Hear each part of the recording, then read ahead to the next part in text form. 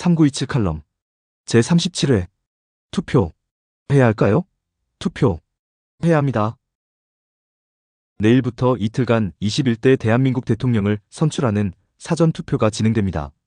상상할 수도 없던 끔찍한 계엄으로 말미암아 촉발된 대통령 탄핵과 대통령 파면이라는 심각한 정치 상황 속에서 새 대통령이 되고자 하는 후보들과 그 지지자들은 밤낮을 가리지 않고 거리 곳곳을 누비면서 한 표 한 표를 호소하고 있습니다.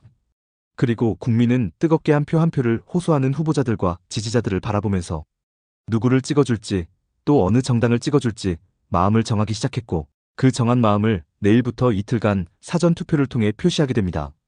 이런 즈음에 꼭 생각해보아야 하는 것이 하나 있습니다. 그것은 사람들이 정치로부터 무엇을 기대하고 있느냐는 것입니다. 사람들이 정치로부터 무엇을 바라고 있느냐는 것입니다.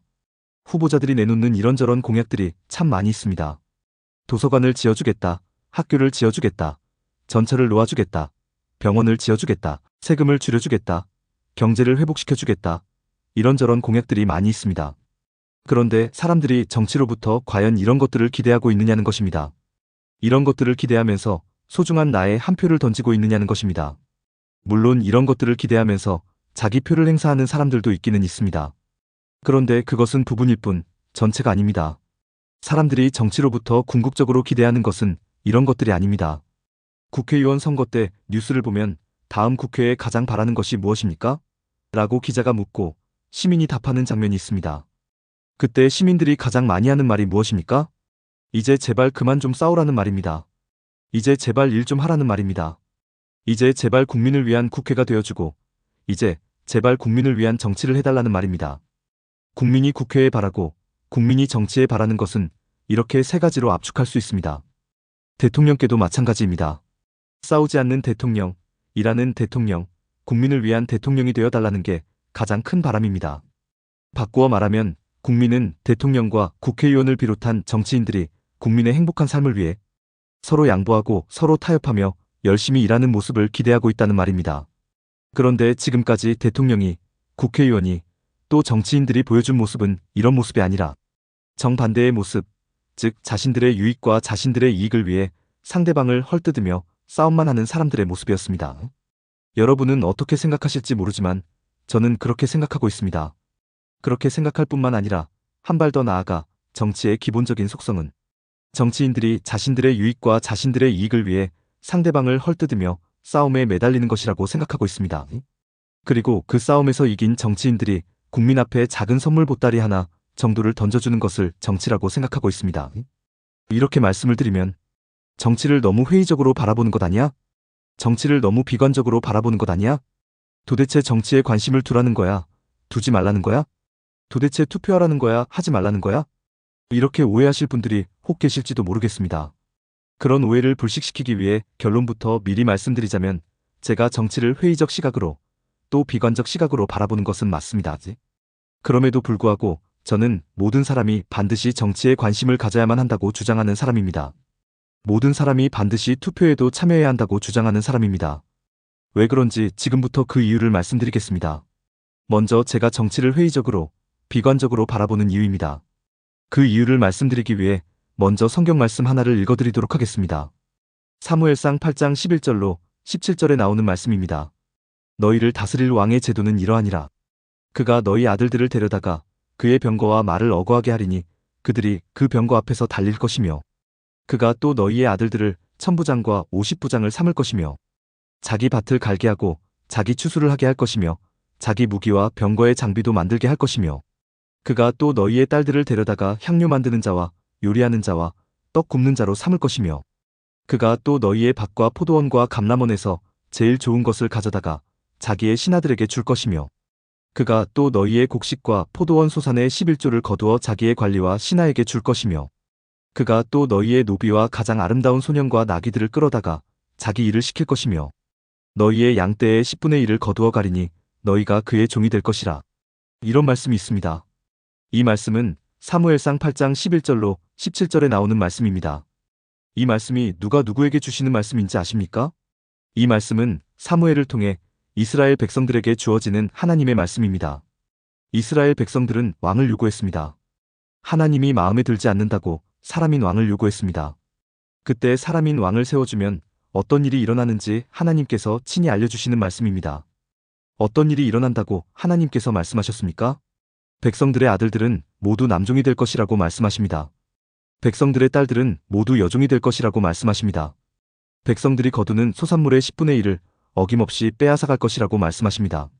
즉 왕과 왕의 신하들은 백성들 위에 군림하는 존재이고 왕과 왕의 신하들은 자신들의 유익과 이익을 위해 백성들을 이용하는 존재라고 하나님께서 말씀하십니다.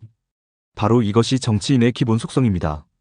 바로 이것이 하나님께서 말씀하시는 정치인의 기본 속성입니다. 정말로 많은 사람들이 대통령이 되고 국회의원이 되려고 하고 있습니다. 왜 대통령이 되고 국회의원이 되려고 하겠습니까? 국민을 사랑해서라고 말합니다. 국민의 문제를 해결하기 위해서라고 말합니다. 국민과 아픔을 함께하기 위해서라고 말합니다. 국민을 위해 봉사하기 위해서라고 말합니다. 전부 거짓입니다. 국민 위에 군림하고자 함이며 국민을 이용해 자신들의 유익과 자신들의 이익을 추구하고자 함입니다. 증거도 있습니다. 국민과 아픔을 함께하고 국민의 문제를 해결하고 국민을 위해 봉사를 하겠다는 순수한 마음으로 대통령이나 국회의원이 되고자 하는 사람들이 같은 마음을 가지고 출마한 상대방을 헐뜯으면 되겠습니까? 되지 않겠습니까? 되지 않습니다. 상대방을 그렇게 비난하고 비방하면 되겠습니까? 되지 않겠습니까? 되지 않습니다. 그런데 그렇게 하고 있습니다. 상대방뿐만 아니라 상대방의 가족, 상대방의 친척, 상대방의 친구들까지 물고 넘어질 때가 아주 많이 있습니다. 국민의 유익과 이익을 위한 정치가 아니라 자기의 유익과 이익을 위한 정치라는 증거입니다. 정치인들이 왜 이러는 것일까요? 왜 상대방을 헐뜯고, 왜 상대방을 비난하고, 왜 상대방을 비방하는 것일까요? 그리고 하나님은 왜 왕을 세워주면 그 왕이 오히려 백성들을 괴롭힘으로써 백성들의 근심거리가 될 것이라고 말씀하셨을까요? 그 근본 이유가 무엇일까요? 그 근본 이유는 아주 간단합니다. 정치에 작동하는 원리가 죄의 원리이기 때문입니다. 우리가 살아가는 세상에 여러 가지 제도들이 정말로 많이 있습니다. 정치제도, 경제제도, 사회제도, 문화제도, 교육제도, 조세제도, 군사제도, 법률제도, 종교제도 등 정말로 많은 제도들이 있습니다. 이 많은 제도 중에서 죄의 원리가 가장 많이 작동하는 것을 꼽으라면 단연코 정치제도가 1등입니다. 죄의 원리가 무엇입니까? 오직 나의 유익과 나의 이익을 최고의 가치로 여기는 원리입니다. 나의 유익과 나의 이익을 위해서라면 타인의 유익과 이익쯤은 무참히 짓밟아도 된다는 원리입니다. 즉, 나 아니면 안 된다는 원리입니다. 이런 죄의 원리가 작동하기에 대통령이 되고자 하는 사람들, 국회의원이 되고자 하는 사람들이 서로 헐뜯고, 서로 비난하고, 서로 비방하는 것입니다. 이렇게 죄의 원리로 작동하는 정치로부터 무엇을 기대할 수 있고, 무엇을 소원할 수 있고, 무엇을 희망할 수 있겠습니까? 그래서 제가 정치를 비관적으로 생각할 수밖에 없는 것입니다. 그래서 제가 정치를 회의적으로 생각할 수밖에 없는 것입니다. 정치는 죄의 원리로 작동하고 있기에 정치에 회의적이고 비관적일 수밖에 없는 것입니다. 그럼에도 불구하고 저는 국민이 반드시 정치에 관심을 가져야만 한다고 주장을 합니다. 국민이 반드시 투표에 참여해야 한다고 주장을 합니다. 그 이유는 우리가 정치를 떠나서는 살 수 없기 때문입니다. 정치가 우리 삶에 미치는 영향이 너무나도 크기 때문입니다. 어차피 정치를 떠나서는 살 수 없기에 정치의 영향을 받지 않을 방법이 없기에 우리는 누가 더 죄의 원리에 빠져 있고 누가 덜 죄의 원리에 빠져 있는지를 분별해야만 합니다. 어느 당이 더 죄의 원리에 빠져 있고 어느 당이 덜 죄의 원리에 빠져 있는지를 분별해야만 합니다. 그리고 조금이라도 덜 죄의 원리에 빠져 있는 사람, 조금이라도 덜 죄의 원리에 빠져 있는 정당을 찾아 소중한 나의 한 표를 행사해야 합니다. 그래야 조금이라도 더 온전한 세상, 조금이라도 더 형통한 세상, 조금이라도 더 의로운 세상, 조금이라도 더 공정한 세상, 조금이라도 더 행복한 세상을 만들 수 있기 때문입니다. 그렇습니다. 정치로부터 또 정치인으로부터 특별히 기대할 것은 없습니다. 지금보다 조금만이라도 더 살기 좋은 세상을 만들어준다면 그것으로도 충분히 만족합니다.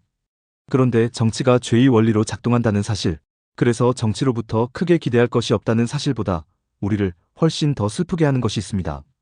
우리를 훨씬 더 회의적이고 비관적으로 만드는 게 있습니다. 그것은 바로 정치판을 기웃거리는 기독교 종교인들입니다. 하나님의 원리로 충만해야 할 기독교 종교인들이 죄의 원리로 가득한 정치판을 기웃거리는 것을 보면 저는 비탄에 잠길 수밖에 없습니다. 세상의 문제가 기독교로는 해결이 안 되니까 정치로 해결해보겠다고 정치판을 기웃거리는 기독교 종교인들을 보면 저는 통탄에 잠길 수밖에 없습니다. 왜냐하면 기독교가 해결하지 못하는 문제는 그 누구도 해결하지 못하기 때문입니다.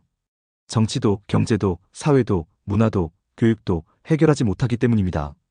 다른 모든 것이 포기하더라도 최후의 보루가 되어야 하는 것이 기독교인데, 다른 모든 사람이 포기하더라도 최후의 보루이신 하나님이 남아 계시는데, 기독교를 포기하고 정치판을 기웃거리는 기독교 종교인들을 보면 정말로 주체할 수 없는 슬픔을 느낄 수밖에 없습니다. 기독교가 죄의 원리로 작동하는 정치에 매달리는 게 아니라 하나님의 사랑과 은혜와 용서와 자비와 배려와 화해와 화평이 죄의 원리로 작동하는 정치를 대신할 수 있도록 가치를 부여하는 날이 하루라도 빨리 올 수 있으면 정말로 좋겠습니다. 그리고 그것을 위해 3927TV는 더욱 노력하겠습니다. 공감하셨다면 구독과 좋아요, 알림 설정 부탁드립니다. 하나님의 말씀을 바르게 전하는데 큰 도움이 될 것입니다. 평등하고 공정하며 정의롭고 행복한 세상을 이루는데 큰 도움이 될 것입니다.